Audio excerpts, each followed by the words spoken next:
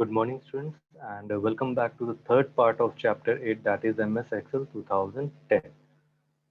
So, in previous class, we have learned what is MS Excel, what are the different parts or different components of MS Excel window, and what are the different features or what are the different tools which we can use in MS Excel. Today, we will continue that chapter and we will see some more tools, some more features of MS Excel, and how it makes our work more easier. So let's start the class and let's see the topics which we are going to discuss today. The first topic, that is performing calculation, then using AutoSum, and third one is formatting the worksheet. So without any further ado, let's start the class. So now we have opened MS Excel window. So let's start our class. So the first topic was to perform calculation. So for performing calculation, we need some data on our worksheet. So let's create a small table first. For example, let's write the roll number of students, then name, class, section, then subject 1 marks, subject 2 marks, and then subject 3 marks, then total and percentage. So, for example, let's insert a roll number till 1 to 5,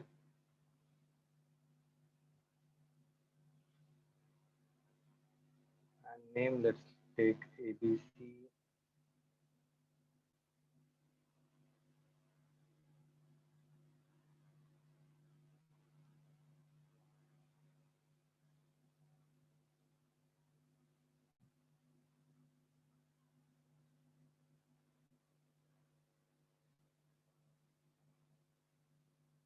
Class 5. So let's use the autofill option for the class 5. So for using the autofill option, first insert the data in one cell, then select that cell. You can see a small square box at the bottom right corner of that selected cell. Just bring your mouse pointer on that. The mouse pointer will change into a plus sign, a black plus sign.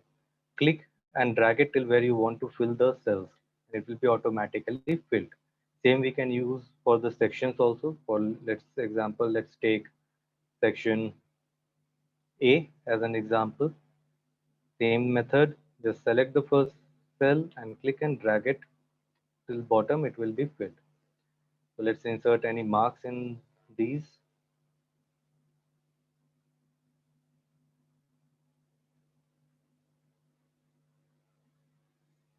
Subject 2.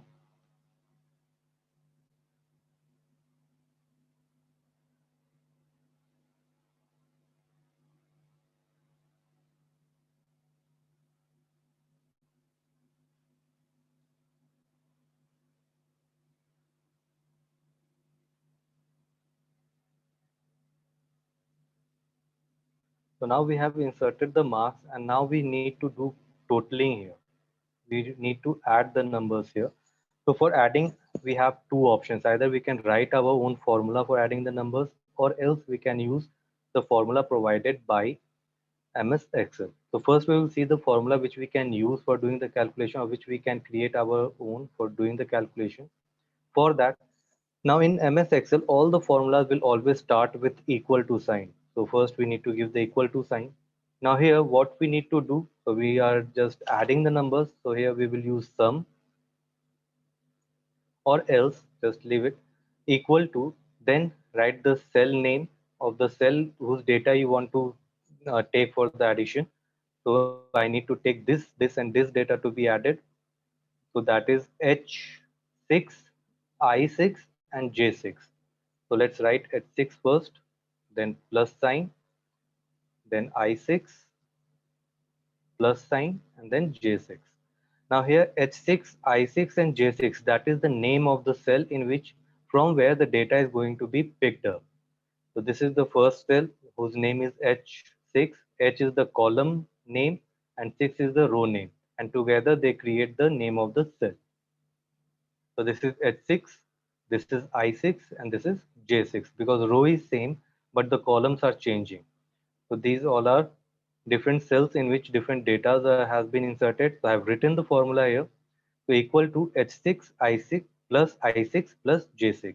Once you have completed the formula, just press the enter key and the sum will be done. So like this, you can write the formulas for all the rows. So let's write the formula for the second row. That will be again first equal to, because without equal to, none of the formula will be taken as formula in MS Excel. So always the formula will start with equal to sign. So we have taken equal to, then the name of this cell will be H7 this time because the row number is changing. It will be H7. So let's write H7. So when you will write the name of the cell, that cell will become active here. You can see that cell has been selected. So by that also you can identify that you have written the correct cell name. So let's give the plus sign. Then I7. So let's write I7. Then again plus sign. You can see that I7 is also now selected. Now J7. So J7 also got selected. So our formula is complete now. Press the enter key and the result will come. Now, instead of writing the formula for each of the row, you can use the autofill option here. Just select one of the cell and then bring the mouse pointer on the small square box at the bottom right corner of that selected cell. Your mouse pointer will change into a plus sign. Just click and drag it till where you want to copy that formula.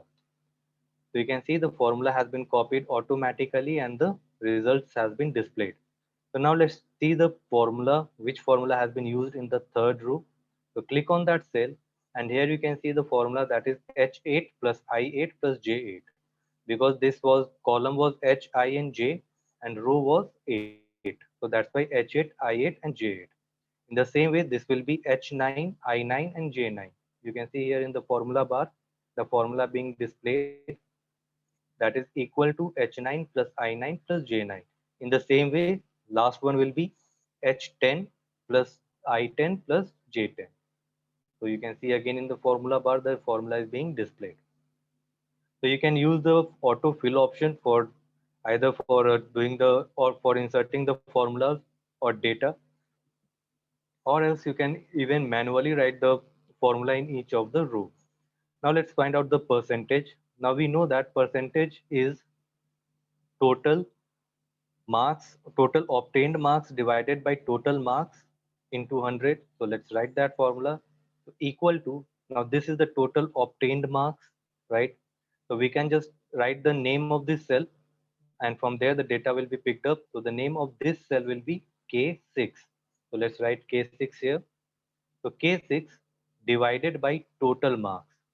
So divided by, so 30, 30, 30 will become 90. So total marks will be 90 here and then into 100. So we have written the formula, press the enter key and you will get the percentage. So the percentage is 83.33. And in the same way, you can just drag and drop all the formulas to fill in all the cells. So let's do that same. So click and drag it to fill the formulas in all the cells. And you can see the percentage of each of the cell has been calculated. Or else you can even write the formula one by one. So we'll do that one also. Let's see it once. So first, again, let's see the second percentage formula equal to name of this cell because this is having the total obtained mass. So name of this cell will be K7. So let's write K7 here divided by 90. So let's divide it by 90 into 100. So let's do into 100. Done. Press the sorry.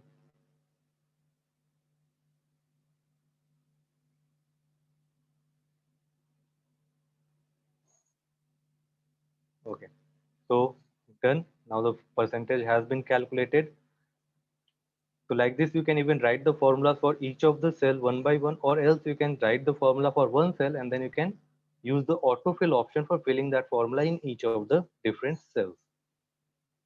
Now autofill option will always work together either in the row or in the column. You cannot use the autofill option for separate rows and separate columns at the same time. So either it will work together in the same row or it will work together in the same column. So we know that how to write the formulas manually. Now let's use the auto sum option and the percentage formula here. So let's delete this. So now let's use the auto sum option for doing the calculation, which is the second topic of today. So first select the cell in which you want to do the calculation. Then come in the home tab. In home tab, there will be an editing group. In this editing group, there is the auto sum option here. Click on that downward arrow, and here is the sum option. Click on that. Now you can see that the formula has been taken. So this is a formula in which instead of writing the name of each of the cells, the range has been taken. Now range is a combination of cells which will have one starting cell and the ending cell. The starting cell will be H6 and ending cell will be J6. So this is a range. The range has been provided in this. Press the enter key. The sum has appeared. Now in the same way, let's write that formula by ourselves. So first there will be the equal to sign, then sum, open bracket. Now, instead of writing the name of each of the cell, you can just write the name of the first and the last cell, and that will be taken as the range for doing the calculation. So, name of the first cell here will be H7. So, let's write H7. Now, whenever you are defining a range, in that you do not need to enter the plus sign because the plus sign will be automatically taken because some option is there. So, here you need to insert colon for defining a range. So I have inserted colon, that is two dots you can see here. So S7 colon, then the name of the last cell. So last cell is J7. So let's type J7 here. And now you can see all the cells in this from H7 to J7 has been selected. So range has been taken, close the bracket, press the enter key, and you can see the formula has worked and it has displayed the result. Now you can just click and drag that formula for filling up the calculations in each of the cell. First, for percentage, you'll have to write the formula because for percentage, the total marks will is not known for Excel. So you'll have to define that total marks, and that's why for percentage, you'll have to write the formula. So equal to, then again same formula will be used here. So K6 divided by 90 into 100. Press enter and the percentage will come. And then you can use the autofill option for filling that formula in each of the cells. So we have learned how to do calculation in MS Excel application. Now let's see how we can format our MS Excel application. Now you can see that percentage box is too much wide. The word is going outside of the cell, right? So we need some more width. We need to provide some more width to this column. Now for increasing or decreasing the width of the column, you need to bring the mouse pointer near the column heading. So this is the column heading. And after this, you can see there is a small thin line, right? Just bring the mouse pointer on that and your mouse pointer will change into a plus sign. As you can see here, it has changed into a plus sign, black plus sign. When it changes into a black plus sign, just click and drag for increasing the width or for decreasing the width of the column.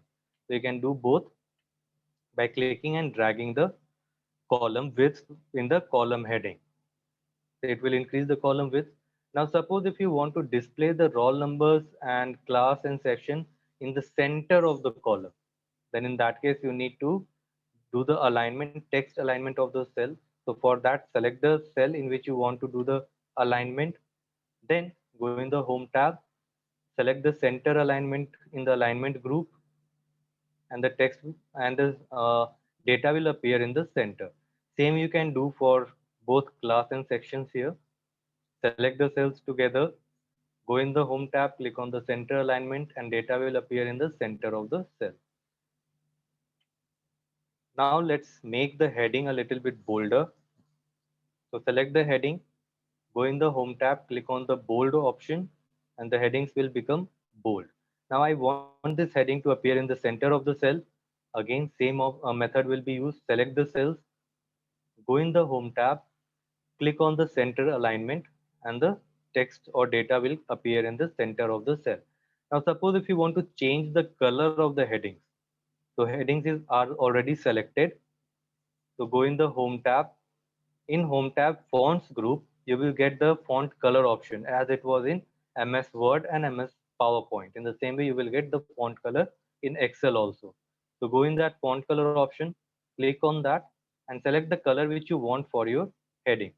So let's select purple color here for the heading. The heading color has been changed. Now let's change the color for the percentage. So select the percentage cells together. Go in the font color option in the home tab. Select the color which you want for the percentage and the color will change. In the same way you can do for all the different cells. You can keep different colors. Now suppose if you want to change the color of the cell, not the text or data, the color of the cell. In that case, you can use the